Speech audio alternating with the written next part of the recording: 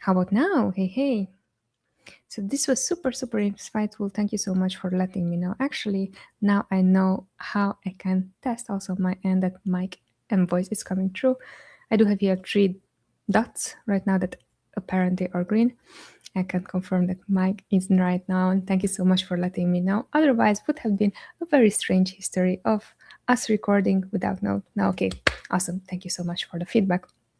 Cool. All right, let's go through questions quickly, quickly, quickly. And by the way, today we're going to continue our Ask Me Anything sessions that is Amazon Ads related. My name is Noemi. I'm the founder of ScaleWave. We're a marketing agency specialized in digital marketing for brands that are selling on Amazon.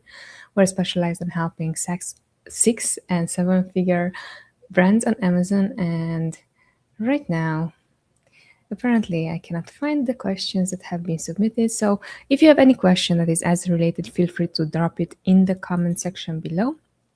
If you have any business question, again, feel free to drop it in the comment section. We are just going to prioritize at the beginning Amazon ads related questions. If nothing's coming through that is ads related or we should be discussing about, then we're going to be switching to other questions that are not ads related. However, I would love to prioritize those because those are the ones that we are going to create content around. Okay, cool. So I do have here, for some reason on Instagram, it seems like it's blurry. It's okay. It's the best we can do. I'm going to go through questions. All right. So you understand today's session, we have a dedicated 45 minutes to the session where we're going to go through the questions that are submitted. As I was saying, we are going to prioritize topics that are Amazon ads related, especially beginner friendly questions. Why beginner friendly questions? 6 years ago when I started selling on Amazon and I had to learn the skill of Amazon ads by my own, there were a lot of questions I was asking and probably not the best questions because I did not know what to do, how to do it. However, what I did do, and probably what you are doing as well, is prioritize tips, tricks, and all the latest things to implement in my business, especially when it comes down to Amazon ads. And what happened is that I was at some of them successful, at others not. Problem was that I did not have the reps. I did not understood why something works, why didn't, and whenever something broke, quote unquote, so I did not know how to troubleshoot that. That's why I'm prioritizing beginner questions. And even if you're a brand owner and right now just looking to, hey, I want to transition to another agency, at least let me know how you think. Happy to show you throughout the session because that's really important. What we're doing at ScaleWave is strategic thinking, and besides strategic thinking, we also have a managerial side of things where we're managing the ads. Now, quick caveat there, management simply means what we are doing on a daily basis to achieve the goals that we have for a month or for a quarter or for even a year if the brand does has the capabilities of achieving those things, right? So based on that, allow me to start the first question. Exact phrase brought without cannibalization. That is the question. So I assume the question is how would you use these match types in order to not cannibalize each other?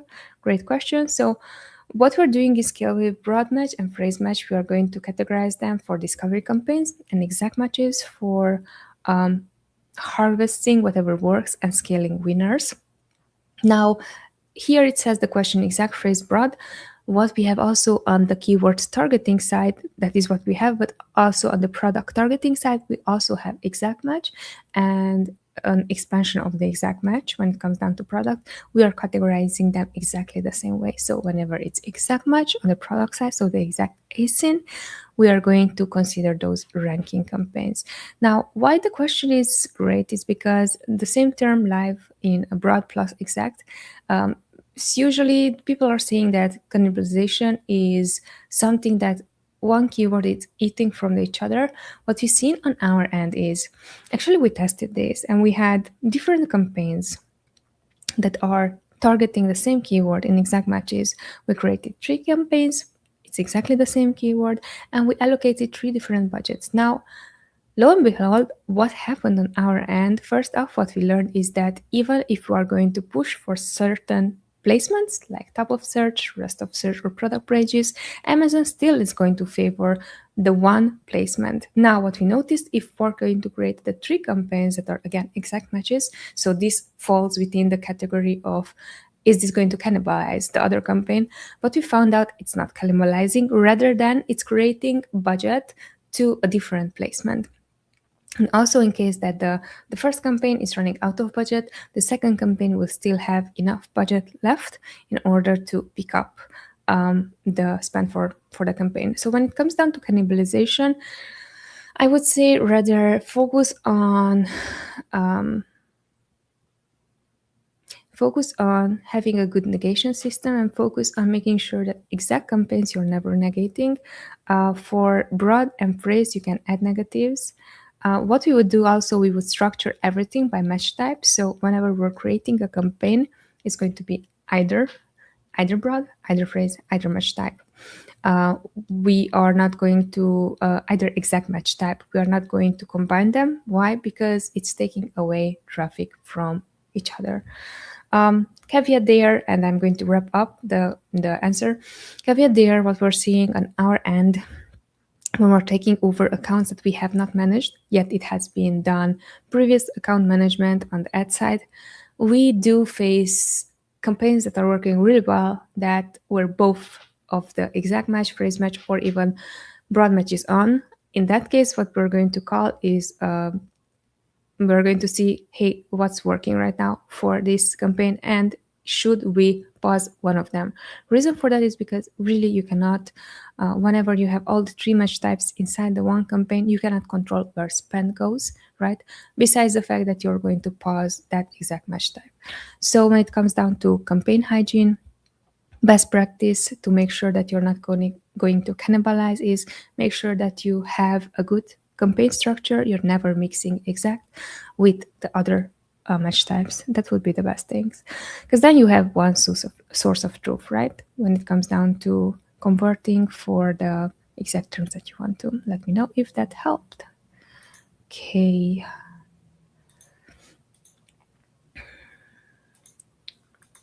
Next question.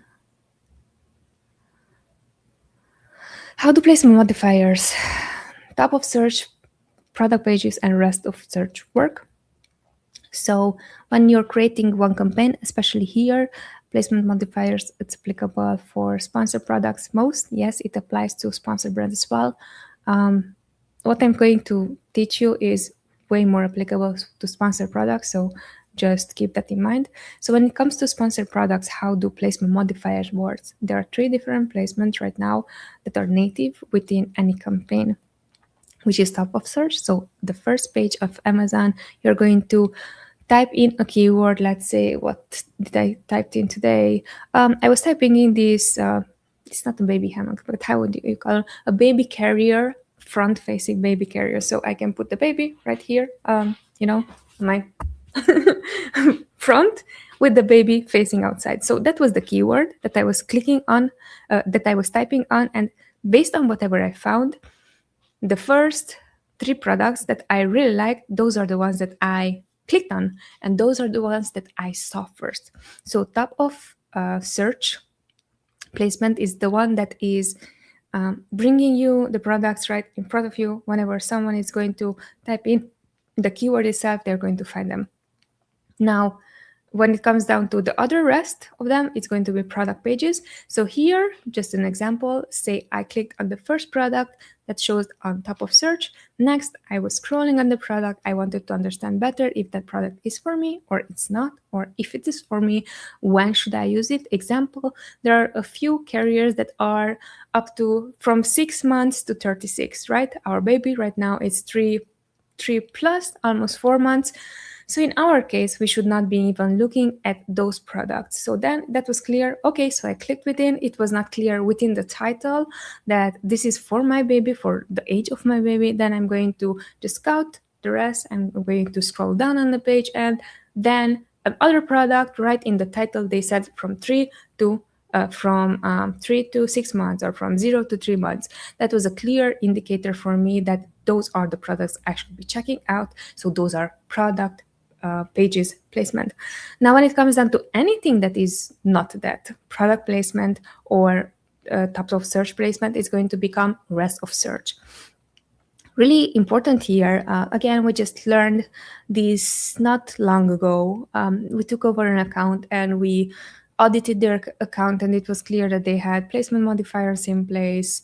After the second week, once we like deep down into, okay, what are the next things that we should be making sure that we're focusing on. What we did not notice, however, unfortunately, is that this account had multiple audiences targeted, and that's also a placement modifier. And to your question, but because you were asking how do placement modifier works, here they also had different audiences, and because it was a different management at company, we could not see what those audiences were. Hence, there were placement modifiers that are going to push for more spend if you're going to show on a specific placement. But what unfortunately happened on our end, since we did not know that those exist, we did not even acknowledge them. So in that situation, what you can do, if this is maybe you, make sure that when you're talking about placement modifiers, you're going to look at absolutely all placement, even the newer placements such as audience modifiers. And if you're taking over an account such like as we did, make it as campaign hygiene and structure hygiene of, hey, look at all placements besides the top three, right? But basically, in a nutshell, how do modifiers work? They are going to just bump up the price for of the top base bid for that placement. This is how it works, right? Best practices when it comes down to this would be, we would be raising placements percentage. So from 0, we are raising it to 35, then 50, then 100, and so on. We're not going to jump to the maximum. And then the second thing, what we're doing, if we have campaigns that already performed well and it's generated enough data for us, we are going to see on which placement did we had most sales at the lowest ACoS, that is closest to our break-even ACoS, and those are the placements that we're going to modify bids on, add modifiers on. Last thing about the placement modifiers, because this is also important, whenever we're creating the exact match campaigns where we want to dominate specific placement, for those one we are going to add straight out of the bed the placement modifiers. Why? Is because we want to make sure that this is exact match, we want to rank for it, we want to make sure that it's on top of search placement. Now, just because you added a placement, it's no guarantee from Amazon that your ad is going to show up on that placement. However, the purpose of this strategy is to taking advantage and making sure that on our end, we are making sure that we are not going to optimize a bid strategy, like bidding the highest and show up there, rather than if we have the chance to bid, let's say, middle ground and then add a placement modifier, can we strategically make sure that we are showing up there? Again, why? Is because especially if you are having this dynamic bidding strategy, then that bid is going to outbid your competitor. This is just a bit more complex what I was saying the last few phrases, but it's important for you to know because you were asking about how do placement modifier works. Technically, it's going to work that way. One more thing before I let you go is it's important to make sure that for previous campaigns who already have data gathered, we would look at 14 to 30 days data even to make sure that at least we have 10 orders for one specific placement where we would be considering even placement modifier for an existing campaign.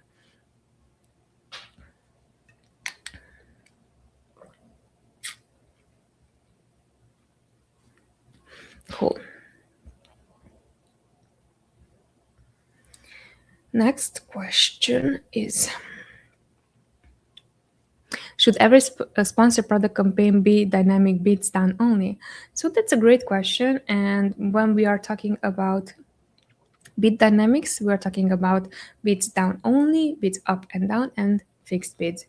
So in our agency, we do tend to go for dynamic down only, simply because this is going to be one of the default settings that we are the safest with to play around.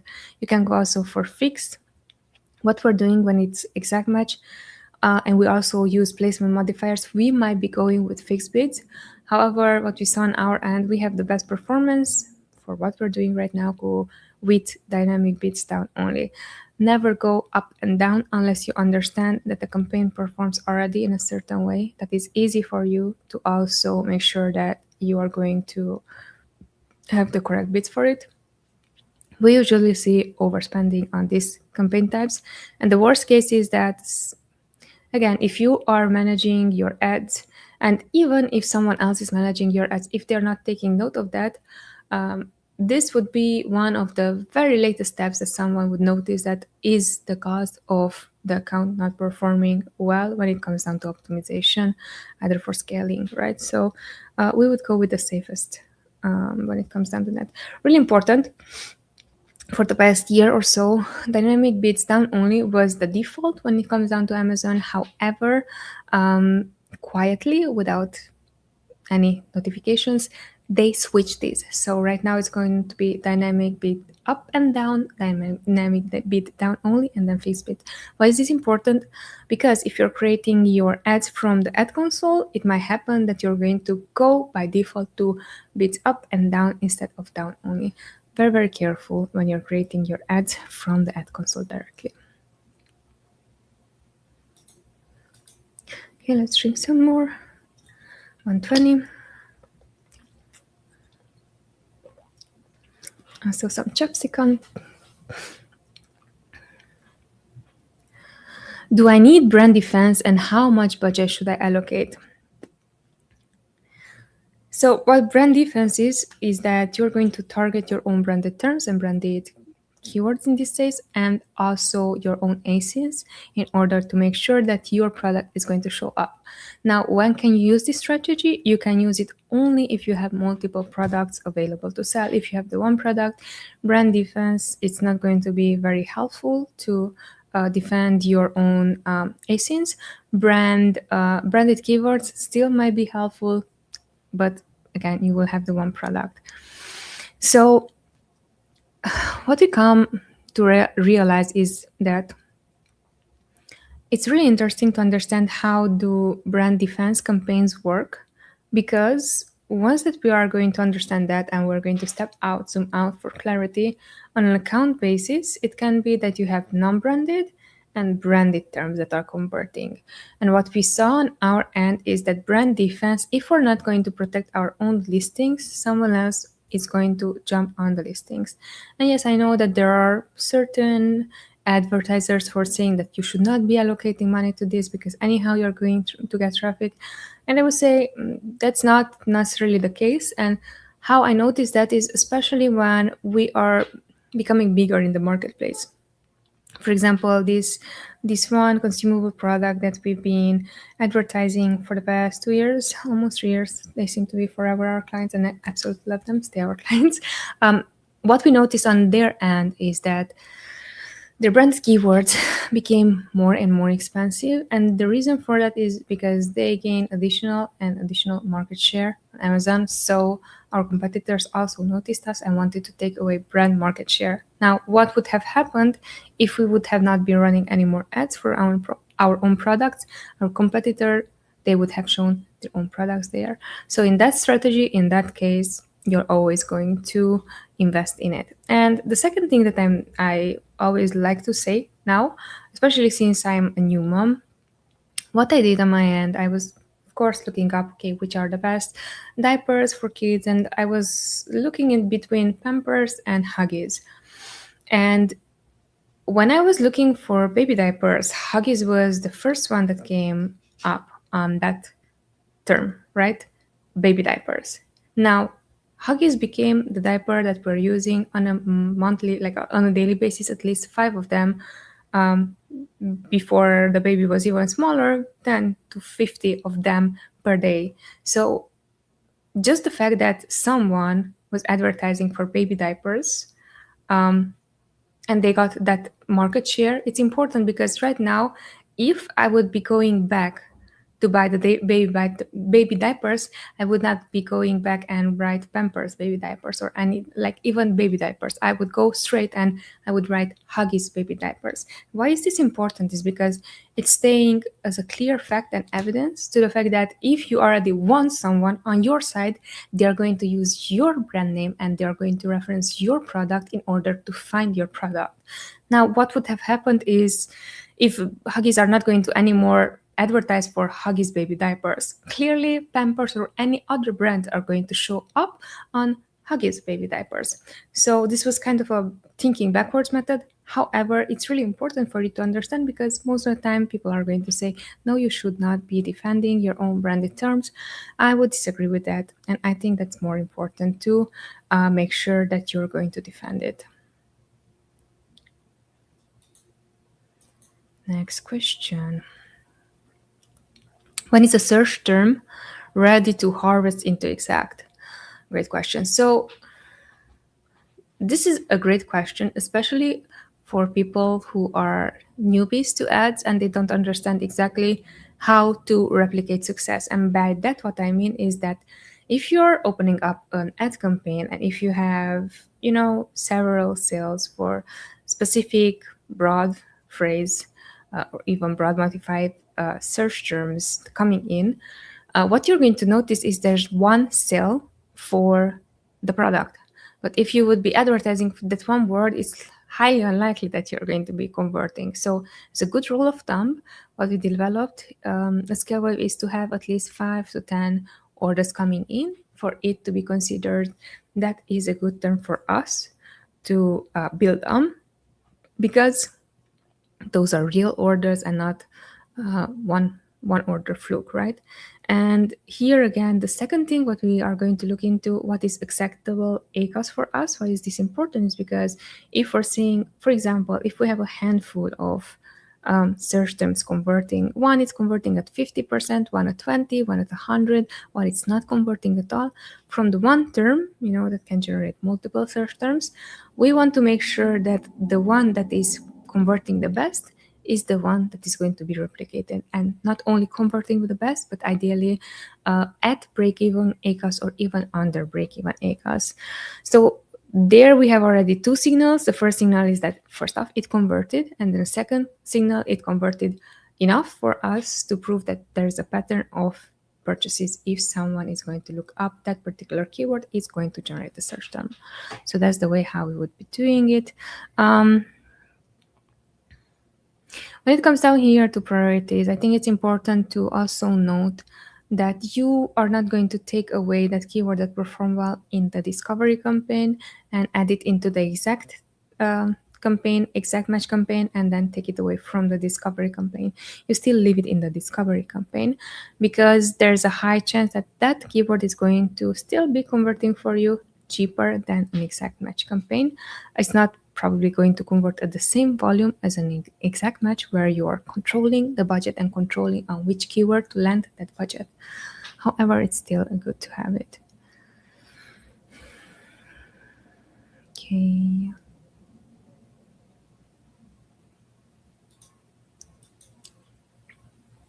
Sponsor products versus sponsor brand versus display ads. When to use each. So when it comes down to this, imagine it's a funnel, right? So in the funnel, it's going to be people who are typing one specific keyword, who are looking for solving one problem from themselves. Like I gave example with the baby carrier, front-facing baby carrier. In that case, that is my problem. I am going to serve sponsored product ads, because once that someone is going to type that in, the information is going to load and the product is going to show up. That is a clear sign for someone they wants to buy right away.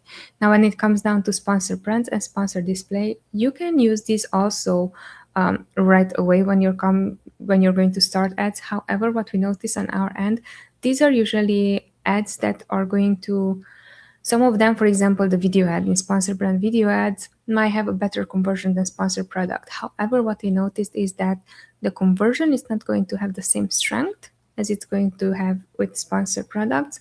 When it comes down to strengths, simply just ranking efficiency. However, when it comes down to click-through rate, it will have a higher click-through rate. When it comes down to sponsored display ads, here again, you can use sponsored display to retarget specific audiences and categories, or you can retarget people who already purchased from you in a specific time frame. So say that you have a consumable product, someone did not convert it, they might have been adding it to the cart, the product, but it did not convert it. You might want to retarget those people. That's basically how everything works. When it comes down to percentage and how we would distribute spend on all three of these, very important, we would still allocate most of our ad spend to sponsor product ads. Reason for that is because, as I was saying, we were looking into, so if we're going to experiment and we are going to try ranking, and we are ranking for specific keywords, what we noticed is that sponsored product sticks more for some reason than a sponsored brand ad, for example.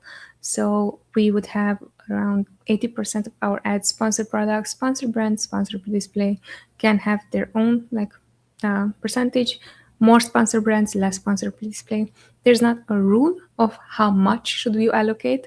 What we for sure know is that whenever we, for example, there was a brand at the beginning, sponsored product was too expensive. They started sponsored brand video ads. And then what happened is that sponsored brand video ads, they picked up and they made lots of sales, and it was like broad match, and it picked up a lot of sales. However, that brand had a hard time ranking for sponsored products because when someone clicked on the exact keyword in a sponsored product ad, they would have not converted. They converted just because there was a video ad. And the video ad was distinctive and it attracted clicks and then purchases. So that is my take on what your question was. Okay, cool. Let me also drink some more. Amazing to see so many of you joining. Hey, and welcome. Again, if you just joined, my name is Noemi. I am the founder of ScaleWave. We're specializing in helping brands between 6 and 7 monthly, yearly figures selling at Amazon. If monthly, that's also fine. Feel free to drop a comment in the chat and ask your question. So we are having our weekly AMA sessions that are topic relevant, and today's topic is again Amazon ads. So right now what I'm doing, I'm answering all the questions that are coming in through the chat, or if they have been submitted previously.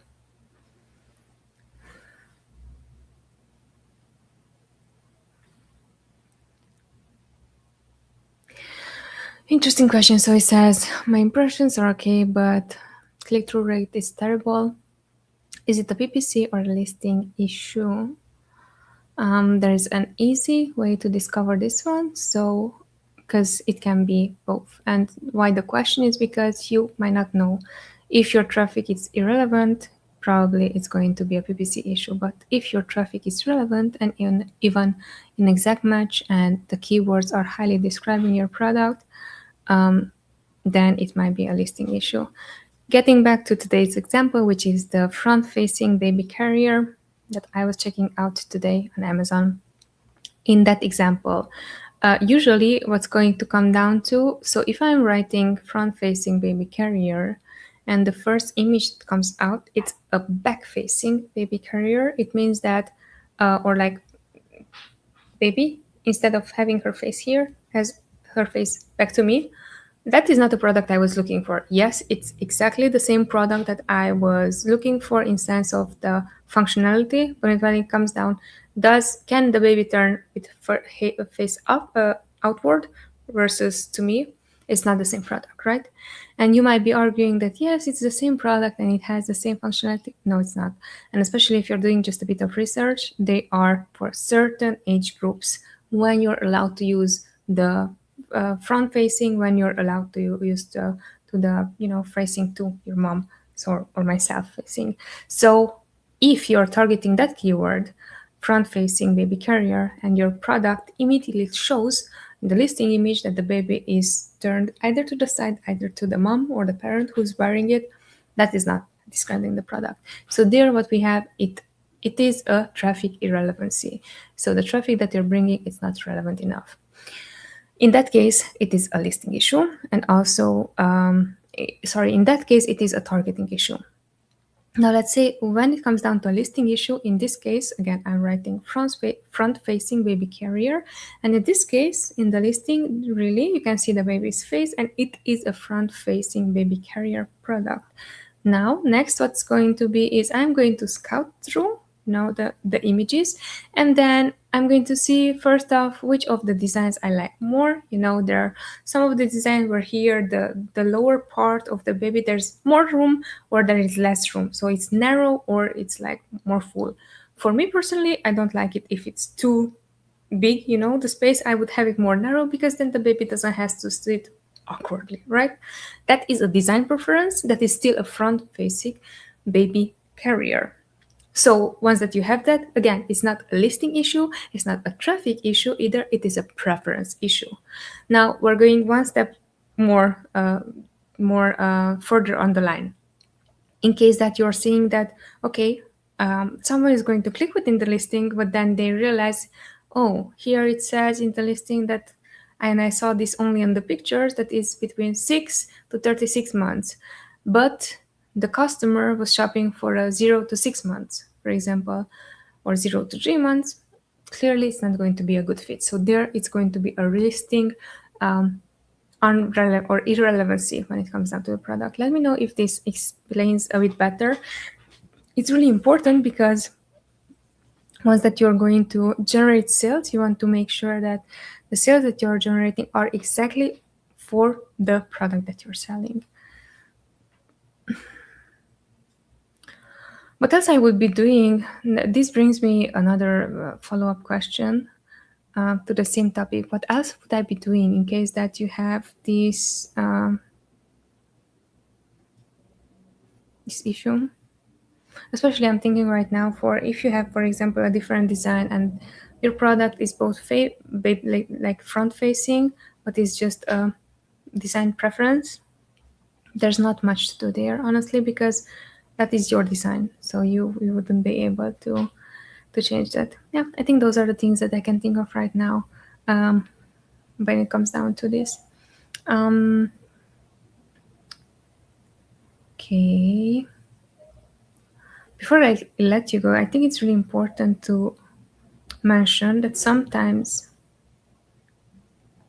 you might be doing everything right, but if you're not considering the strategy that you are allocating your budget to, again, it's not going to be helpful. In this example, I can think of if you have a discovery campaign where you have anything but exact match, that is going to bring different traffic to your listing. So then conversion there and even click-through rate is going to be way lower than if it would be in an exact match.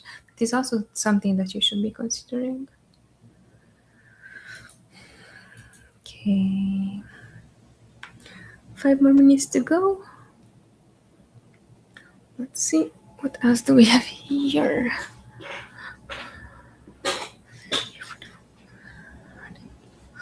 The same keyword in multiple campaigns hurt me. They don't. You can have the same keyword in multiple campaigns. We do have even a strategy for having the same keywords in multiple campaigns that is going to just reallocate additional budget in case that the first campaign it has no additional budget, and or it's going to offer us specific placements to keep on. So that's not a problem. And I also would not negate anywhere else, because if you're converting cheaply for a keyword, should not be negating.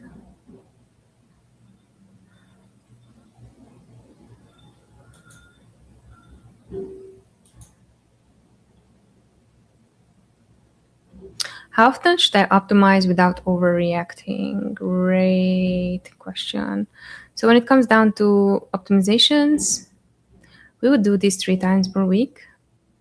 And the reason for that is because you want to allow enough attribution time to settle in. We do have a 2 days attribution window when Amazon is going to collect the sales and the clicks and the orders. Usually the orders are the ones that needs to pick up with whatever spend it was. Spend is usually something that would not change or would slightly change only.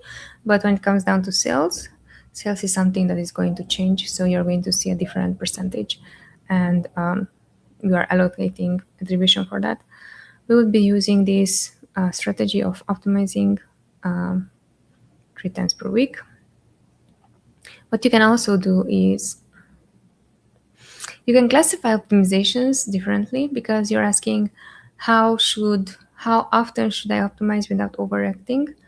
What are we optimizing? Are we optimizing bids? Are we optimizing campaign budgets? Are we optimizing for taking out negative keywords? Are we optimizing for harvesting? So those are all optimization techniques. And when it comes down to that, we would daily optimize for budget pacing, right?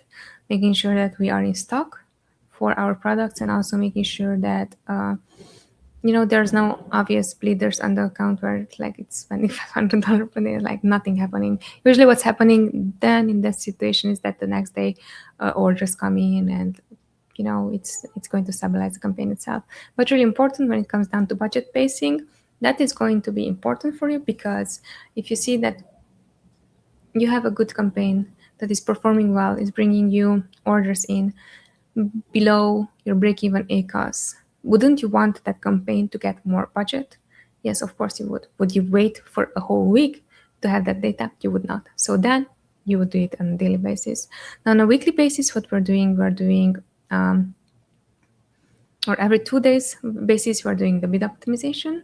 Every week, we're doing the weekly. So harvesting, negating, and when it comes down to looking into specific placement modifiers, we actually would do this bi-weekly, so not weekly. Bi-weekly, because we were talking about that, or even monthly, we would be looking at the structure of the placements. Is there a specific portfolio goal? If there's a specific tacos review, that's when we're going to do it. And one rule of thumb here is to not have major bid cuts in products. Or when it comes down to, hey, we know clearly that this product is not profitable, we are going to cut down back on anything, pause rather than, just make the bid lower. Why?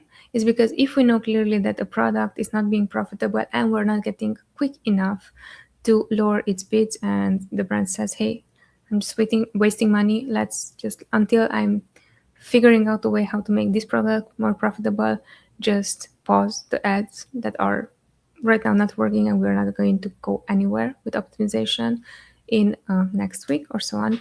Then is when we would pause it. But kind of this is the strategy that we have at ScaleWave. Let me know if that helped. All right, we have 3 more minutes to go. We are going to take one more question. Amazing. Going to have one more sip as well of yummy black tea. All right, question is, how should Q4 peak change bids, budgets, and structure? So great question. The way how we are structuring this one and strategizing for it, we are expecting for CPC inflation that's going to be there. You cannot say that it's not going to be an inflation. Now, when it comes down to that, what we're going to do, we are going to raise budgets on the things that are working. So if we have the example I just gave a few moments ago, if we have a campaign under break-even ACOS is bringing us 10, 20, 50 orders per week, that's a campaign that should be living throughout the whole day. We are going to make sure that first we are optimizing budget, so we're going to increase budgets on that.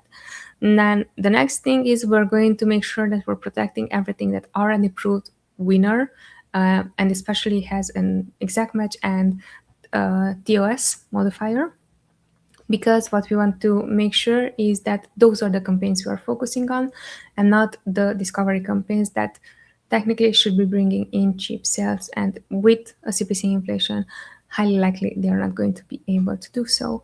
What we're going to do is also making sure that we are thinking through and we understand that it's going to be a CPC inflation no matter what. So what can we control on our end?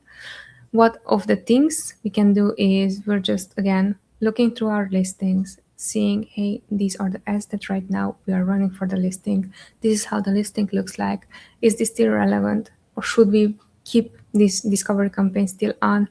Right now, if we're testing them, maybe it's not a good idea, even if you're pausing the campaign, and just make a small note to enable it once that you're back, then it's going to be way more helpful. Why am I saying pausing instead of modifying bids, so lowering bids, is because what we noticed is it's highly likely for us to get hit with higher CPC even if we are going to lower the bids for some reason. I'm not sure why, and I'm not sure if this is like intentionally done or not.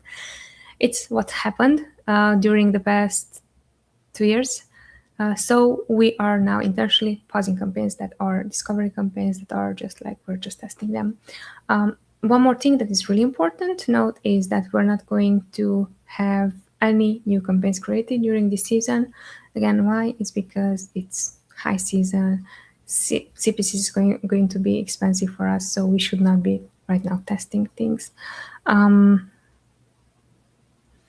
think one filter that you can use is really, do you want to make more sales or do you want to be profitable during this season? Because what's happening is that you can, many people are saying that we sold like $3 million, $5 million for this month, and that was a huge jump for us. And I'm saying yes. So if you had inventory and if you had, the budget for ads, and if you wanted to do one specific strategy, great. Were you also profitable or not?